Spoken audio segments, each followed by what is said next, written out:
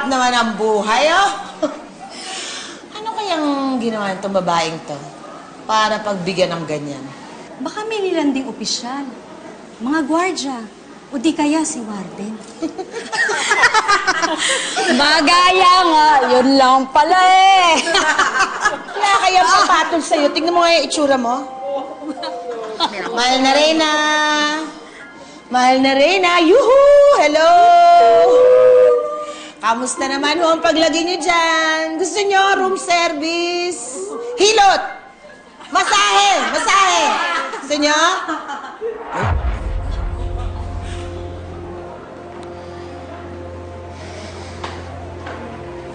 Mahal na Reyna. Pag nakalabas ako dito, gusto mo sa'yo na to. Bibigyan ko na rin ng mga kasamaan mo.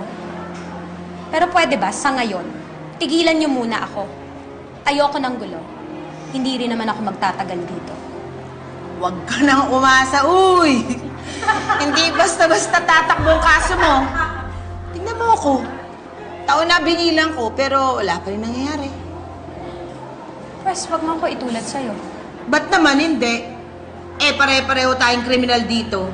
Okay ka lang. Kaya kung ano man na nangyari sa akin, yun rin mangyayari sa'yo. Dahil lahat tayo dito na maagnas sa kulungan.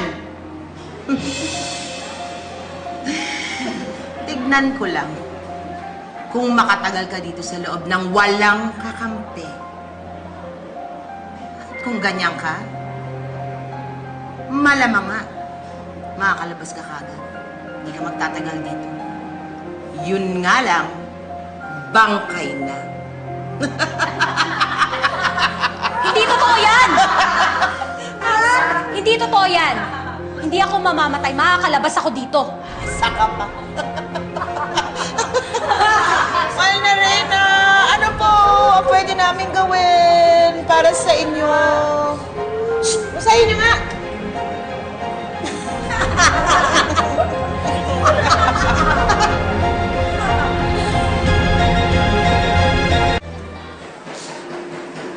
Hindi, wala.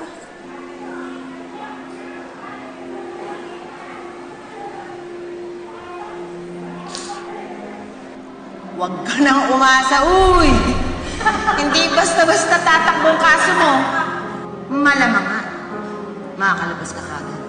Hindi ka magtatagal dito. Yun nga lang, bangkay na.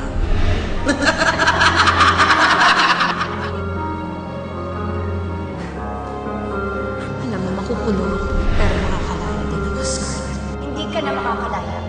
Sa kulungan mo na pagbabayaran ang lahat ng kasalanan mo habang buhay para wala ka na masaktang tao.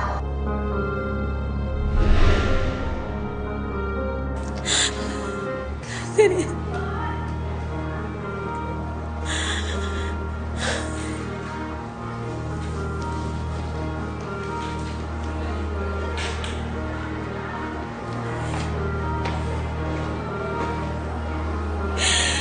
Catherine, anak. Makakalabas ako dito. Magkakasama tayo uli.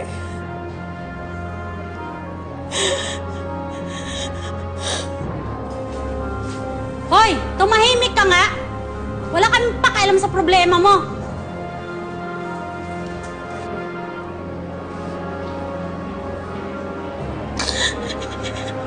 Anak, hindi ko na kaya. Hindi ko na kaya dito. Ayoko na. Ayoko na.